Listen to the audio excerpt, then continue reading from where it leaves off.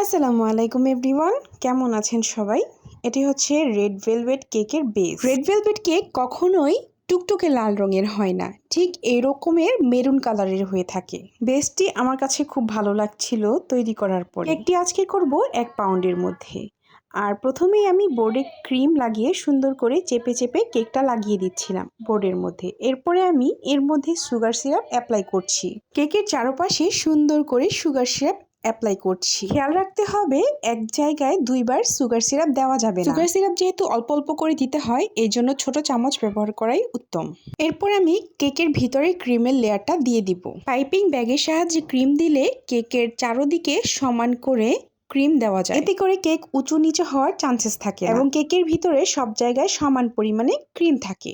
সুন্দরভাবে চারদিকে ক্রিম দেওয়ার পরে আমি একটি প্যালেট নাইফ দিয়ে কেকের চারপাশে ক্রাম কোট করে নিব। সাইডে ক্রাম করার পাশাপাশি ওপর দিকেও প্যালেট নাইফ দিয়ে সমান করে দিব, যেন কেকটি স্লাইস করার পরে দেখতে খুব সুন্দর লাগে এবং সবকিছু যেন সমান হয়। আমি সবসময় চেষ্টা করি আমার কেকগুলোর ফিনিশিং সহ সবকিছু যেন একদম বেটার কোয়ালিটি হয়। আলহামদুলিল্লাহ, আমার প্রত্যেকটা কাস্টমার আমার কেকের টেস্ট আলহামদুলিল্লাহ খুব ভালো রিভিউ দেয়, আর যেটি আমার মনকে খুব ভালো করে দেয় এবং কেক বানাতে এবং কেকের টেস্ট বাড়ানোর জন্য এই রিভিউগুলো আমাকে খুব অনুপ্রেরণা জাগায়। কেকটি আমি 2 লেয়ার্সের মধ্যে করেছি এবং ওপরের লেয়ারটি দিয়ে দিলাম এবং হালকা চেপে বসিয়ে দিলাম, আর এরপরে আবারও সুগার সিরাপ দিয়ে নিচ্ছি। কেকটি অর্ডার করেছিল আমার বাচ্চার স্কুলের এক গার্জিয়ান এবং সে আমাকে একটি সিম্পল কেকের পিকচার পাঠায়। এই রেড ভেলভেট কেকের পিকচারটি সে আমাকে পাঠায়, আর যেটি দেখে আমার মোটামুটি লেগেছিল ডিজাইনটা, মনে হচ্ছিল যে আর একটু বেটার দিলে ভালো হতো। কিন্তু যখন আমি কেকটির কাজ কমপ্লিট করি তখন মাশাআল্লাহ এত সুন্দর লাগছিল, সিম্পলের মধ্যে জাস্ট ওয়াও ছিল। আসলে কোনো কোনো কেক আছে যেগুলোর ছবি দেখে খুব ভালো লাগে কিন্তু সরাসরি ভালো লাগে না, আবার কিছু কিছু কেক আছে যেগুলো তৈরি করার পরে সবচাইতে বেশি সুন্দর লাগে তবে ছবিতে অত একটা ভালো লাগে না। আর এটি ছিল ওই ধরনেরই একটি কেক যেটি বানানোর পরে সবচাইতে বেশি সুন্দর লাগছিল। আর তখন আমি মনে মনে চিন্তা করে ফেলি যে আমার অ্যানিভার্সারিতে ঠিক এরকমের একটি সিম্পল কেক আমি বানাবো। কেকটির মধ্যে প্রিয়জনের জন্য সম্পূর্ণ ভালোবাসা প্রকাশ পাচ্ছিল, আর এই কেকটি যিনি নিয়েছিল তাদের অ্যানিভার্সারির জন্যই নিয়েছিল। আর রেড ভেলভেট কেক এটি আমার সবসময় পছন্দের তালিকার মধ্যে একটি কেক। আমার কাছে ভ্যানিলা ফ্লেভার কেক এবং রেড ভেলভেট কেক এই দুইটা কেক সবচাইতে বেশি ভালো লাগে। এরপরে আমি কেকটির চারদিকে সুন্দর করে ক্রিম লাগিয়ে নিচ্ছিলাম এবং ওপর দিয়েও ক্রিমগুলো দিয়ে দিচ্ছিলাম। কেকটি পুরোপুরি হোয়াইট হবে এবং রেড ক্রাম দিয়ে ডিজাইন করা হবে।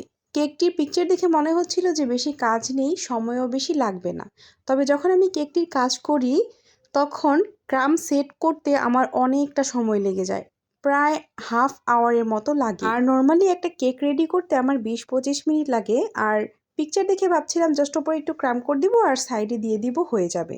বাট কথার সাথে কাজের মিল ছিল না। পারফেক্টলি ক্রামগুলো বসাতে আমার খুব সময় লেগে যায়, আর একটু পরেই ওগুলো আপনারা দেখতে পারবেন।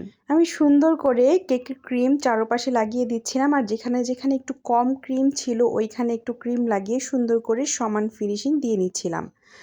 আর আমার কাছে 1 পাউন্ডের হার্ট শেপের মোল্ড ছিল, তাই আমি সেই মোল্ডের মধ্যেই কাজটা করে নিয়েছি।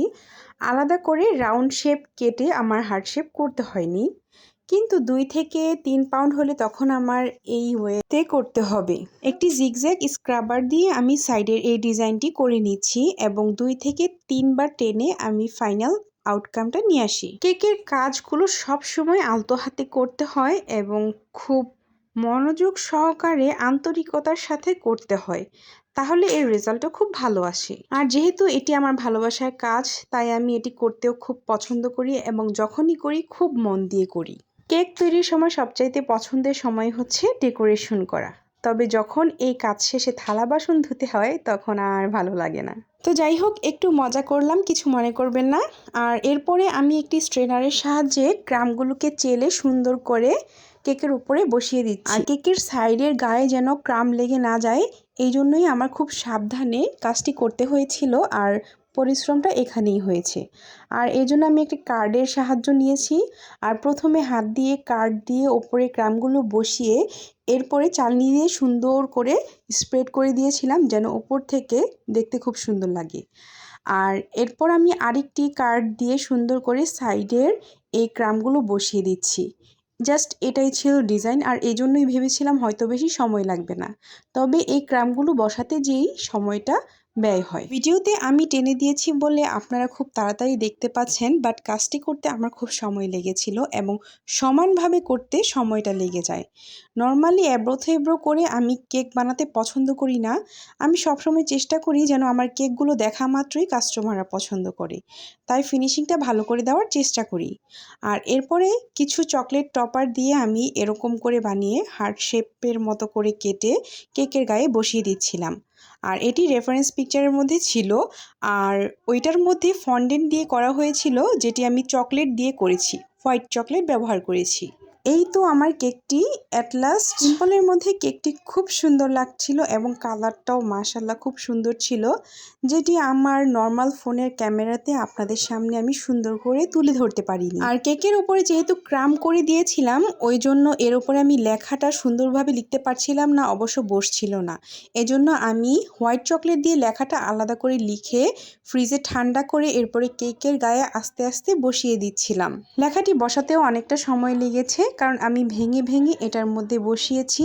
আর লেখাটি দেওয়ার পরে কেকটির লুক আরও বেশি সুন্দর হয়ে যায়। রেড ভেলভেটের এই পারফেক্ট ক্রামটির রেসিপি যদি আপনারা জানতে চান, তাহলে অবশ্যই আমার এই ভিডিওটিতে কমেন্ট করে জানতে চাইবেন।